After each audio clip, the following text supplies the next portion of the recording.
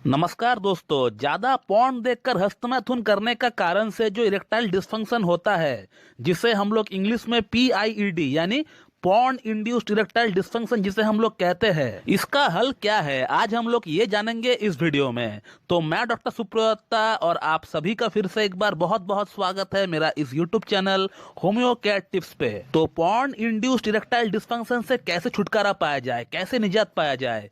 तो दोस्तों, शायद आप लोगों में से बहुत लोग ये जानते तक नहीं है कि पोर्नोग्राफी यानी वॉचिंग पॉर्न किस तरह से एक आदमी को नापुंसक बना देता है, एक इरेक्टाइल डिस्फंक्शन का पेशेंट बना देता है। और इस टॉपिक का ऊपर ऑलरेडी मेरा यूट्यूब पे एक वीडियो अपलोडेड है साइड इफेक्ट ऑफ पोर्नोग्राफी के नाम से। उस वीडियो में मैंने एकदम सरल भाषा में समझाया है, एकदम पॉइंट टू पॉइंट ये समझाया है कि कैसे वॉचिंग पॉर्न एक आदमी को नापुंसक बना देता है। और आज हम लोग ये समझेंगे कि जिनको पॉर्न इंड्यूस्ड इरेक्टाइल डिस्फंक्शन हो चुका है, जो ऑलरेडी पॉर्न देखकर हस्तमैथुन करने का कारण से नापुंसक या फिर नामर्द के रास्ते में जा रहे हैं, तो उन पेशेंट्स को कैसे इस चंगुलों से बाहर निकाला जा सकता है।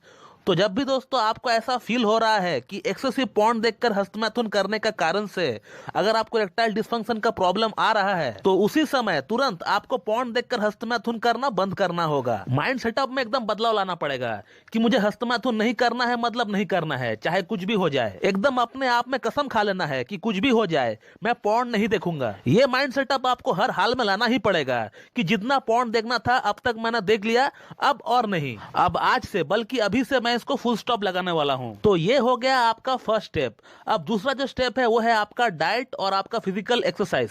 अब डाइट में आपको क्या खाना है, क्या नहीं खाना है, अब एक्सरसाइज में आपको क्या करना है, क्या नहीं करना है, इस टॉपिक का ऊपर आपको कम से कम मेरा इस चैनल का ऊपर 4 से 5 आपको वीडियो देखने को मिल जाएंगे। और आप उन वीडियोस को देखकर अगर 50% भी फॉलो कर लेते हो तो मेरा आपसे दावा है कि आपके इरेक्टाइल डिस्फंक्शन का प्रॉब्लम यहीं पर समाप्त हो जाएगी। आपको इसके लिए कोई मेडिसिन खाने की जरूरत ही नहीं पड़ेगी। और थर्ड जो पॉइंट मैं अपना पेशेंट को करने को कहता हूं वो ये है कि पेशेंट को कम से कम 7 से 8 घंटा एक अच्छी नींद उनको लेने के लिए मैं कहता हूं, क्योंकि सही से नींद लेने से हमारा बॉडी फिर से रिचार्ज हो जाती है और हमारा शरीर का अंदर भरपूर मात्रा में ऊर्जा जो है पैदा होती है। और इसके अलावा अगला जो पॉइंट है वो ये है कि हमेशा अपने आप को बिजी रखने का ट्राई करें और जितना हो सके आइसोलेशन को अवॉइड करिए।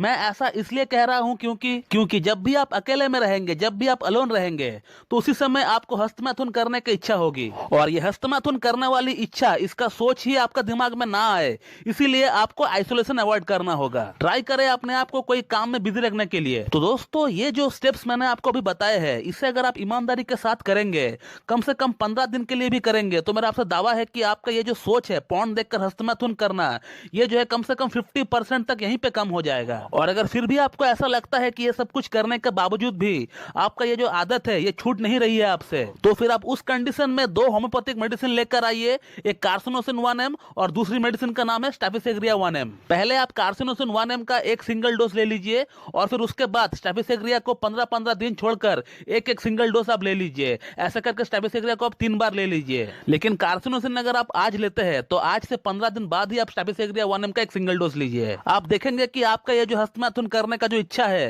ये पूरी तरह समाप्त हो गया। हो सकता है एक्सेसिव हस्तमैथुन करने के कारण से आपका अंदर जो वीकनेस आया है ये इसी 2 मेडिसिन से ठीक हो जाए, क्योंकि बहुत पेशेंट को मैंने ठीक होते हुए देखा भी है। और इन केस अगर ये 2 मेडिसिन से ठीक नहीं होता है तो फिर आपको घबराने की जरूरत नहीं है।